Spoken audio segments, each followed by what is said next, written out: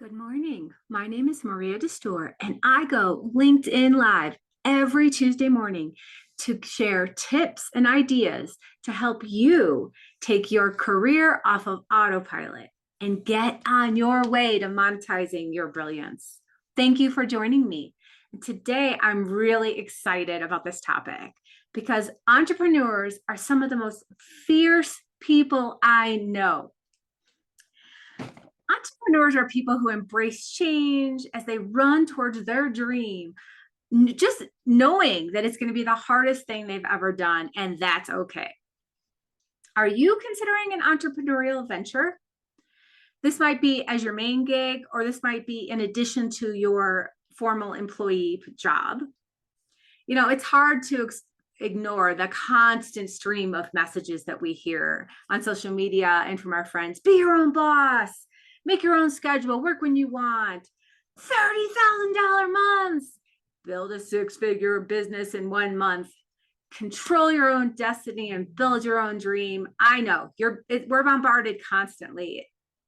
It's hard to ignore, but you're also wondering how much of this is real. You know, I'm pretty competent. I'm pretty smart. I'm hardworking. If they can make it work, I can make it work. Are you looking at affiliate marketing, drop shipping, house flipping, running Airbnbs, maybe being a sneakerhead? I mean, there are so many things that the internet and e-commerce have allowed us to do. Why do some entrepreneurs make it and not? Today, I'm going to talk about mindset and the role that that plays in our success in this really hard path that entrepreneurs choose. Since you're on LinkedIn, I know you're a really accomplished professional. You obviously have some level of EQ. You obviously have some grit. So I'm not really going to talk about the obvious things. And if you caught my episode last week, we talked about the idea of flipping this narrative of getting a job to fund our life versus figuring out what we want our life to look like, and then figuring out the different pieces of income that we can pull together to fund that life. Now, there are many ways to do this. House rentals, CDs, mutual funds, stocks, dividends, whatever. There are many ways to fund different pockets of money. And if you want to learn more about that, go back to last week and check out that episode.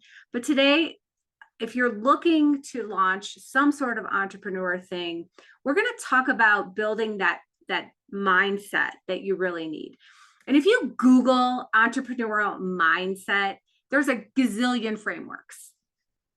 But as I mentioned, I know that you already have a baseline of these skills because you are where you are today for a reason. And as we transition from the rat race and get more excited about being our own boss and building these other passive or other active, you have to work at it, income streams, you know that it's going to be a little extra time. You know you're going to have to work harder, but that's okay.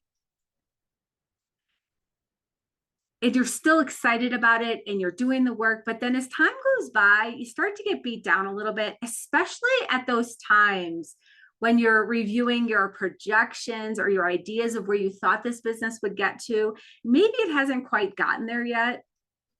And as time goes by and the wear and tear of this hard path, you forget all those tools that you learned. The power of positive thinking, how to embrace failure and see it as an opportunity.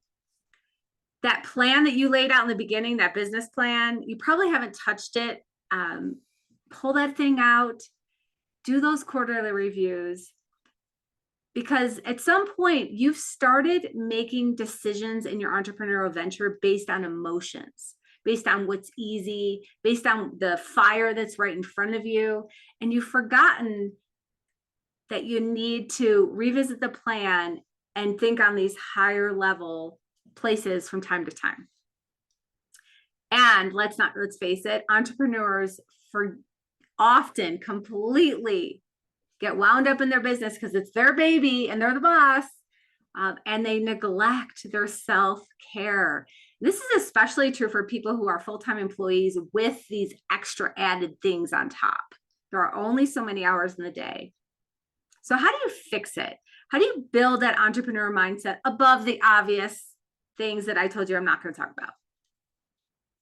The most important thing that I found in talking with my clients and talking with successful entrepreneurs and seeing what they're doing is surrounding yourself with positive people and building a support system.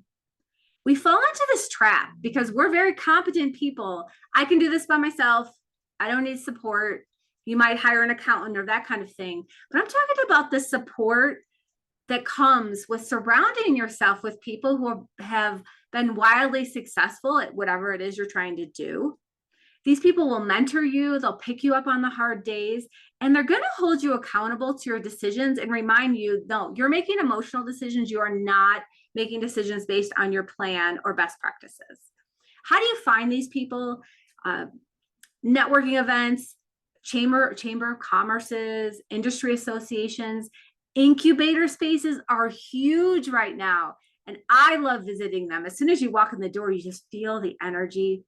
There are so many free courses and classes. And when you're in those, connect with the people who are also there.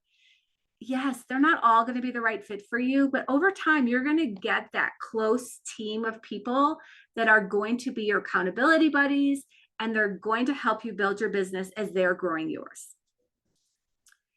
Also, find a mentor, hire a coach, whatever it takes.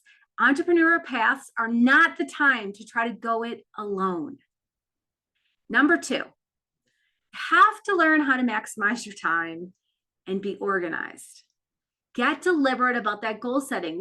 Pull out that document, that business plan that you wrote with the milestones and the steps. Take a quarterly goal, and break it down into 4 steps. And then those steps get broken down into your daily activities. Reevaluate each quarter. What is working? What is not? Remember, you're the boss of yourself, and you need to hold yourself accountable to making decisions based on fact and results, not emotions. And it's hard. It is. That's where those accountability buddies come in. Seeing my point.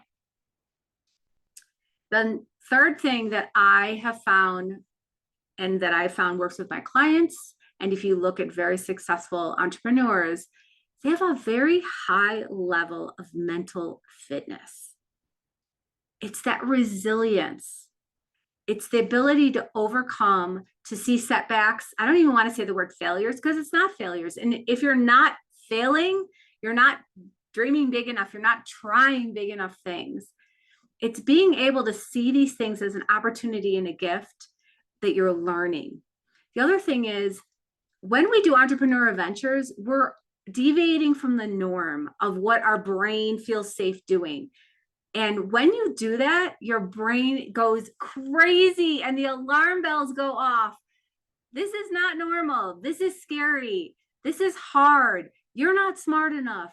You don't know what you're doing. And the thoughts just spiral. So building that mental fitness is so important if you're going to be successful as an entrepreneur. And if you're interested in learning more about mental fitness training, I'm setting up my next 7-week cohort. And it begins with a saboteur quiz, because those voices in your head, those well-worn patterns that you have formed, are how you self-sabotage. And if you want to put a name to it and learn more about how you are holding yourself back, take the saboteur quiz. I'm going to drop the link in the chat. It is free, no strings attached. I have 4 spaces left in my May cohort. And I don't know if you knew this, but May is Mental Health Awareness Month. What a perfect time to dedicate some extra energy and focus on your self-care and your personal and professional growth by learning how to grow your mental fitness in a cohort surrounded by people who are doing big things in their life. Have a great week.